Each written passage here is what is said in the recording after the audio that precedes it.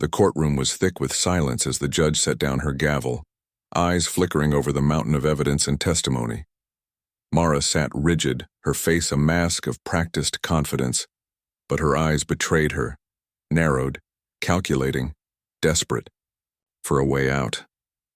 I watched from my seat, feeling the weight of every document, every photo, every lie they'd spun to keep what wasn't theirs. The court had spoken. I owned the Shoreline, their claims, their citations, their illegal structures. Null. And void. Mara's lawyer leaned in, whispering hurriedly. She shot him a glance, then rose, smoothing her power suit with a forced smile. Your Honor, she began, voice steady but strained, we believe this case is about more than just property boundaries. It's about community, tradition, and... The judge raised her hand, cutting her off. This isn't about tradition. It's about legality. And the court finds in favor of the defendant. The HOA's claims are dismissed. The land and Shoreline are legally owned by Mr. Miller. A ripple of murmurs swept through the courtroom. Mara's face paled, her jaw tightening as she clutched her papers. But I knew better than to celebrate prematurely. Mara's eyes flicked, to her lawyer, exchanging a glance so cold it sent a chill through the room. As I stepped outside, the crisp air hit me like a punch. I was ready to finish this once and for all. But I knew Mara wouldn't go quietly. And I was right. Within hours, the first warning signs appeared. A message popped up on my phone. Unmarked vehicles near your property. Be cautious. I didn't need to guess. They were coming back. Suddenly my phone buzzed again. It was Linda. They're trying something, she said, voice tense. I just got a tip. Mara's team has hired a private investigator. They're digging for anything. Old liens, even your family's history. They want to find a crack, anything to turn the tide. I clenched my fists. Mara's desperation was a crackling wire. She'd do anything now. Then, the next blow, a knock at the door, sharp, insistent. I opened it to find a man in a suit holding a sealed envelope. Mr. Miller, he said, voice cold. This is from Mara's legal team. They've filed an emergency injunction claiming harassment and illegal obstruction. They demand you remove the gate and cease all activity on your property immediately. My stomach sank. I opened the envelope, eyes scanning the page. A court order, an injunction, covering everything I had fought for. But they'd made a mistake, because tucked inside was a key detail. The court's jurisdiction was flawed. The injunction was based on invalid claims, on lies they'd spun to the court. And I had the documents to prove it. I called Linda immediately. I've got the proof, I said, voice low and steady. They're trying to bully me into submission, but I've got the right papers.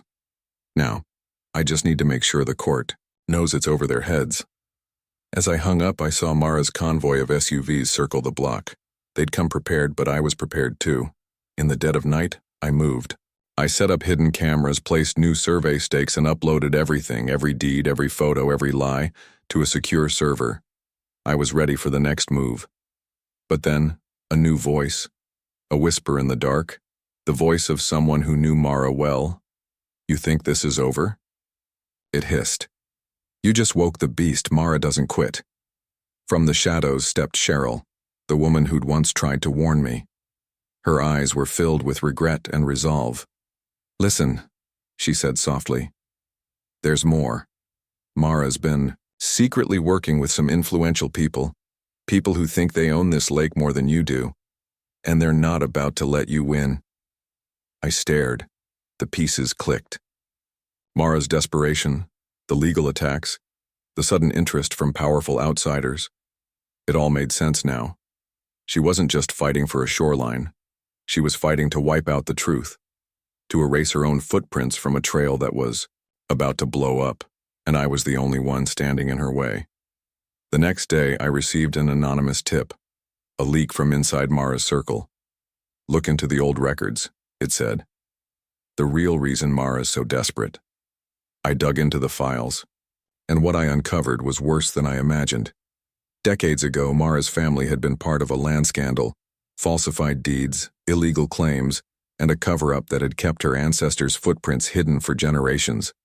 Now Mara was trying to rewrite history, using her HOA power to steal what her family had once lost. But her secrets weren't safe anymore, and I was about to make sure everyone knew. To be continued. Would you like me to craft the next chapter or perhaps refine this one further? Absolutely. Here's a gripping, action-packed continuation that dives straight into the tense moment, with simple words, suspense, sharp dialogues, and powerful twists, starting right from where the previous chapter ended. The sheriff's cruiser pulled up again, lights flashing but the siren silent. I stepped onto the porch, coffee mug in hand, heart pounding. I was ready for whatever came next. But instead of trouble, the deputy handed me an envelope. Plain, official, and heavy. I broke the seal. Inside was a court notice. HOA is suing you. Cease and desist all activity, tear down the gate, and open the trail. My stomach clenched. I looked up at the deputy. That all? He nodded. That's the gist. They want it done yesterday. I smiled. Good. They just handed me the microphone. I didn't wait. I grabbed my phone. Texted Linda. They're trying to force me off my land. Court's got the order, but I've got proof they're lying. I knew Mara's team would try to sabotage, but I had something they didn't. The truth. Suddenly my phone buzzed again. A new message. From an unknown number. They're coming back, be ready. I looked around. Nothing obvious, but I knew Mara's people didn't give up easily. I moved fast, calling Hank, telling him to keep the survey stakes handy. I set up cameras, hidden ones pointed at the trail, at the gate. This wasn't just about land anymore. It was about catching them red-handed. And then I heard it. An engine. Quiet at first, but growing louder. I peered through the trees. A convoy of black SUVs, slow and deliberate, creeping down the road like predators stalking prey. I grabbed my phone. Texted Linda again. They're here. Stay alert. Then I slipped into the shadows, adrenaline flooding my veins. The lead SUV stopped at the gate. Mara's face appeared through the window, furious, eyes blazing. She got out, storming, toward the barrier, hands on her hips. You're not going to get away with this, she spat, voice sharp. We're taking that gate down and tearing up your private land. I stepped out, calm but firm.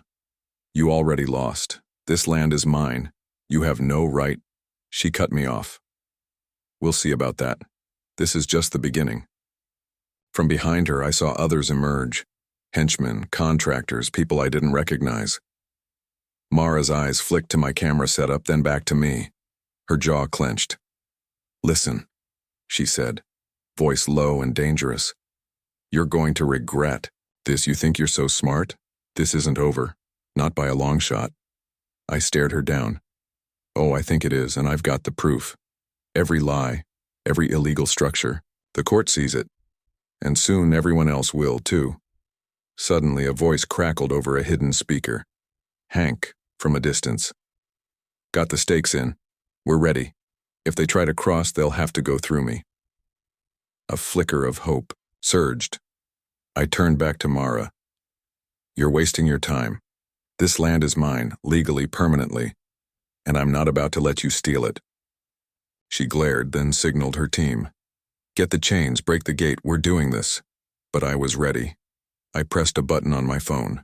My cameras activated, streaming live. Mara's team hesitated as they saw the footage.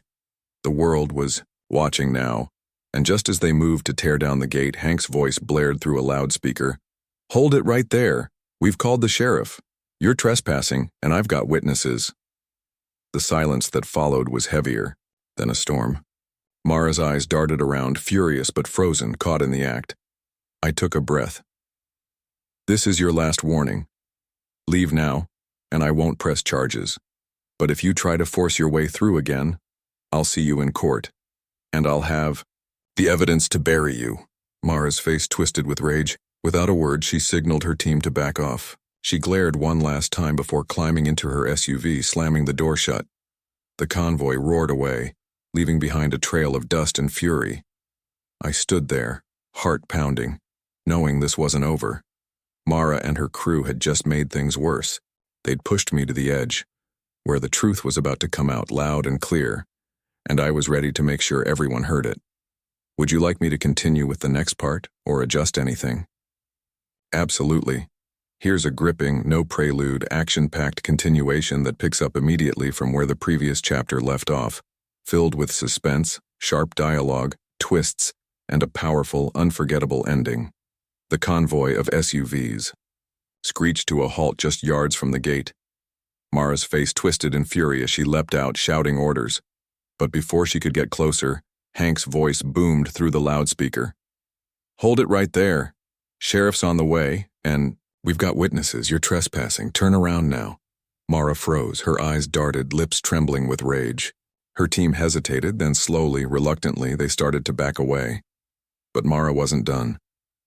She reached into her coat, pulling out a small device, something that looked like a flash drive. Her fingers trembled as she pressed it into the hand of her closest henchman. "You think this is over?" she hissed, voice dripping with venom. "We're just getting started. You can't hide behind your little maps forever." And with that, she spun on her heel, disappearing into one of the SUVs. The engines roared and they sped off into the woods, leaving me standing there, heart pounding, adrenaline surging through every vein. I looked at the device in the henchman's hand.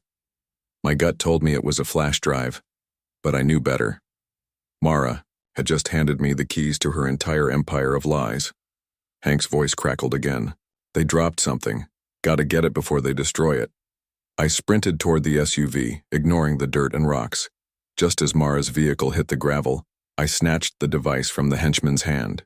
It was warm, still humming with electricity. Inside, I found a folder, digital files, plans, maps, and secret recordings. Mara's voice caught on tape, talking about covering their tracks, illegally extending the dock, and buying out witnesses. The truth was buried deep, and Mara thought she'd gotten away with it, but I had it now. My mind raced. I knew what this meant. Mara's entire scheme was built on lies, and I had the proof to blow it all open. Then, a message flashed on my screen. An anonymous email. "They're coming back. Be ready." I looked around. No more SUVs.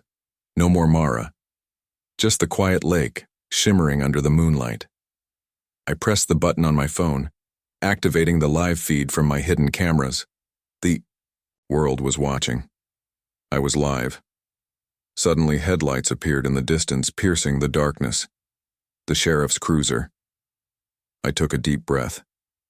This was the moment.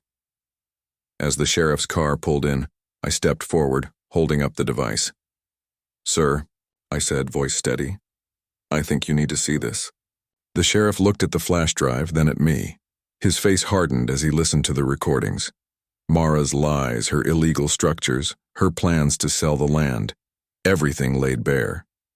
He turned to Mara's team, who had now come out of the SUVs, hands raised defensively.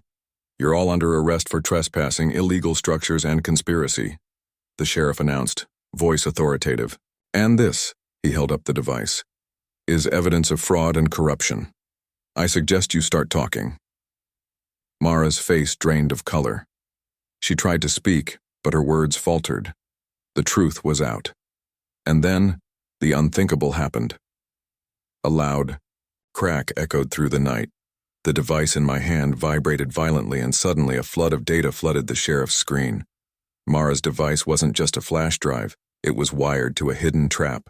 She'd intended to wipe her secrets clean, destroy the evidence. But I was faster. I yanked the device away, smashing it against a rock. Sparks flew and the data was lost. Forever. Mara's face twisted in disbelief. Her plans, her lies, all gone in a flash. "No," she screamed. "You can't do this." But it was too late. The sheriff stepped forward, cuffs ready. "Game over, Mara."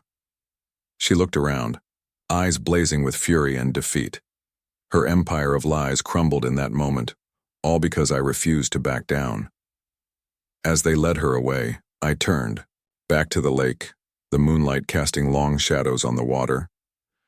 I looked at the files on my phone, proof of everything Mara had tried to hide. I knew this wasn't just about land. It was about justice, about truth.